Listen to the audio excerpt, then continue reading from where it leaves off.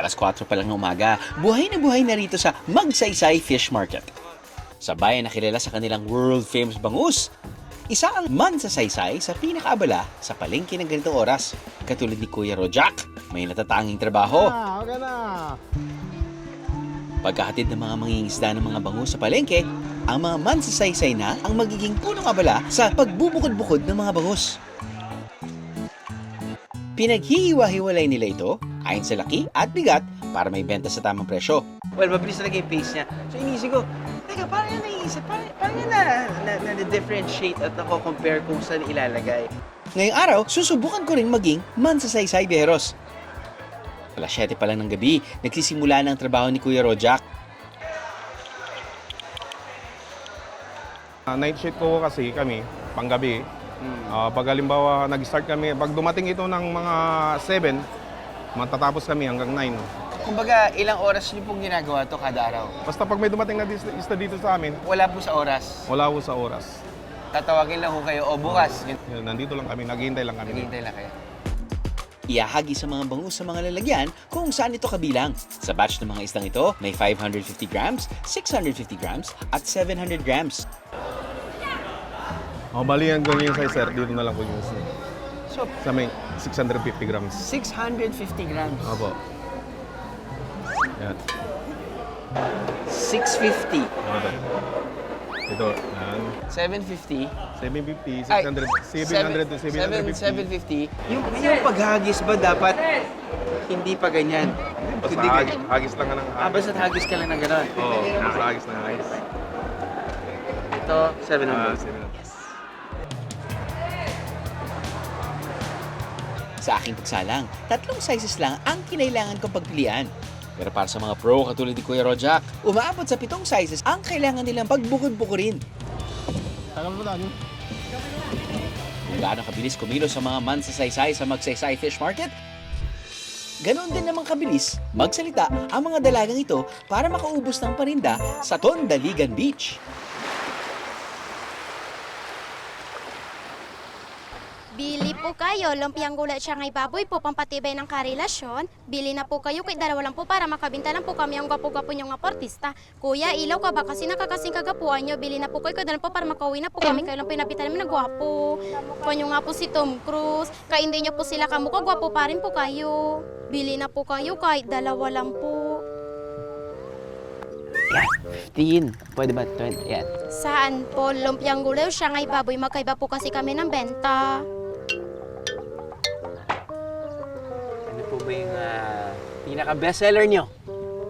Parehas lang. Uy! Ikaw lang nagsalita. Bili na po kayo. Pag natikman nyo to, magtatagal kayo ng asawa nyo hanggang sa pagtanda nyo po.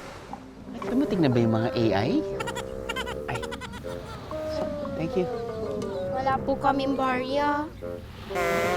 Galing yung style niyo ah. Okay lang, keep the change. Thank you po. Sana po magkajowa na po kayo. 4 na nga yung anak ko. Nababasag ang katahimikan sa Tondaligan Beach kapag nagsimula ng magtinda ang mga dalagang ito. Bili po kayo. Lumpiang gulay siya ngay baboy po. Papatibay na karelasyon. Meet Ronalyn and Jovelyn, ang magkapatid na sikat ngayon online dahil sa post na ito ng turista na bumili sa kanila. Sa ngayon, may 10 million views lang naman ang video na kinagigiliwan ng karamihan dahil sa kanilang pangmalakasang mga banat. Ang kanilang inilalako na lumpiang gulay at Shanghai baboy, gawa mismo ng kanilang nanay.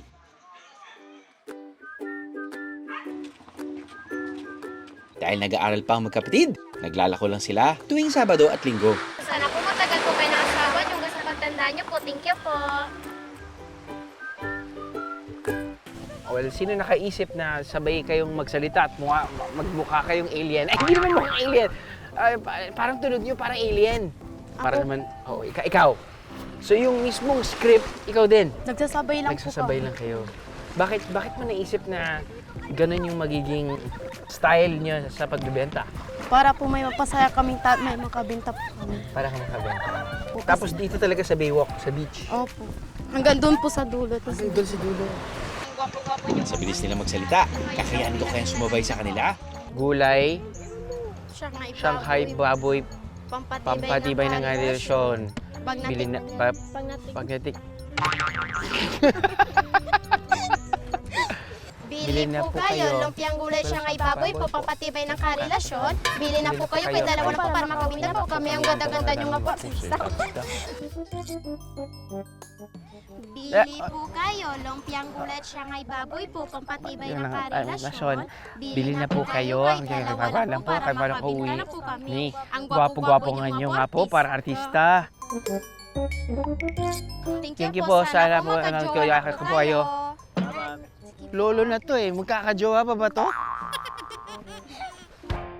Sa dami na nagtitinda rito sa Tondaligan Beach, talaga namang standout ang magkapatid na sina Ronalyn at Jovelyn sa kanilang estilo. Petmulo talaga ang mga pakulo ng mga kabataan ngayon, no?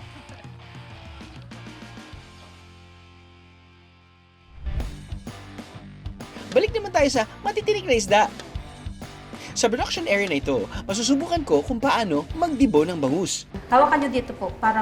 Dito po. Opo. Hindi ganito po, oh. Para hindi matanggal yung taba. Medyo kailangan ng gigil dito, Bieros. More tak-tak, more fun!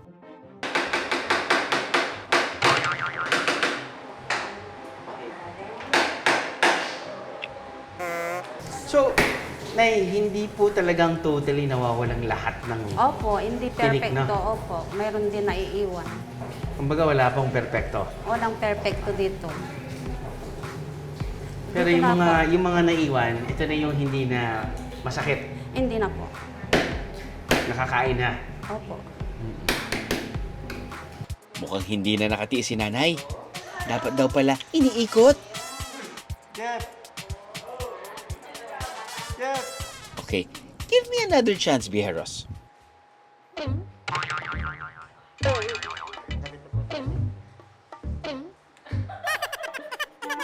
Hindi ba sila parang nanganganak na walang buto na?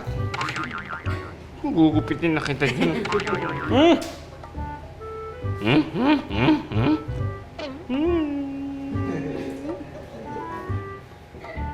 Naglaro.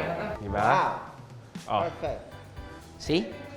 Yung dating 700 grams, tinanggal na natin yung loob.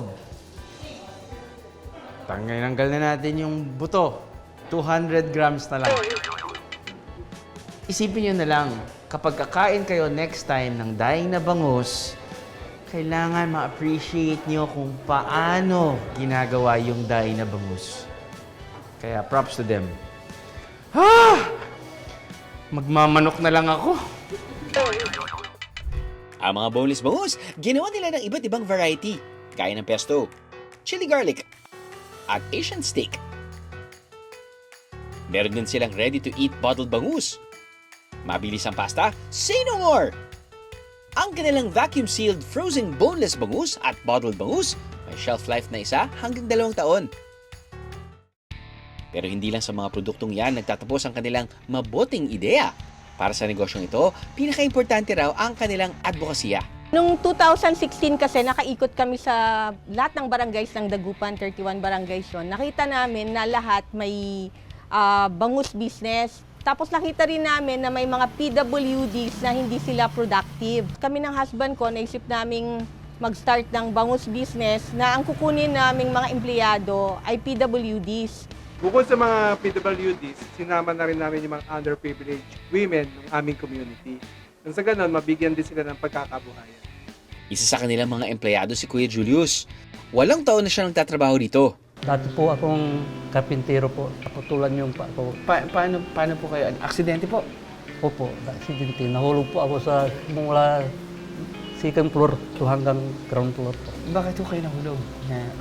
Doon kasi itong may aftershock ng itong lindol. Dahil sa aksidente, kinailangan putulin ng isang paa ni Kuya Julius. Para mas mapadali ang trabaho, may customized table siya na mas mababa kumpara sa iba. Sa ganito paraan, pwede niyang gawin ang kanyang trabaho kahit nakaupo. Ano bang pakiramdam niyo na binigyan ko kayo ng trabaho dito? Masaya po ako, sir.